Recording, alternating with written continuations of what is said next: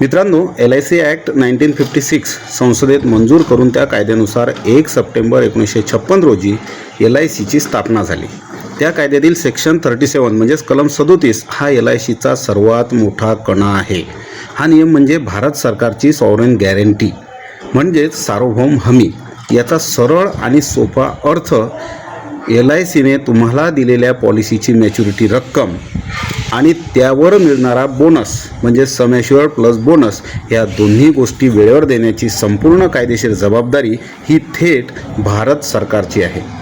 भारतातील इतर कोणत्याही प्रायव्हेट इन्शुरन्स कंपनीकडे अशी थेट सरकारी गॅरंटी उपलब्ध नाही.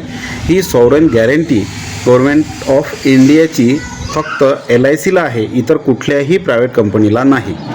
आता समजा अगदी 1% जरी गृहीत धरलं की LICकडे ग्राहकांचे पैसे देण्यासाठी फंड कमी पडला किंवा कंपनी आर्थिक अडचणीत आली तर काय होईल? अशावेळी सेक्शन 37 नुसार भारत सरकार आपल्या देशाच्या मुख्य तिजोरीतून म्हणजेच कॉन्सोलिडेटेड फंड ऑफ इंडियामधून तुमचे पैसे रोख स्वरूपात परत करेल. म्हणजेच तुमचे पैसे LICकडे कधीही बुडू शकत नाहीत. तुमची गुंतवणूक इथे 100% सुरक्षित आहे. ही महत्त्वाची माहिती तुम्हाला कशी वाटली मला कमेंट करून नक्की सांगा. व्हिडिओ आवडला असेल तर लाईक करा. तुमच्या सर्व पॉलिसीधारक मित्रांना हा व्हिडिओ शेअर करा.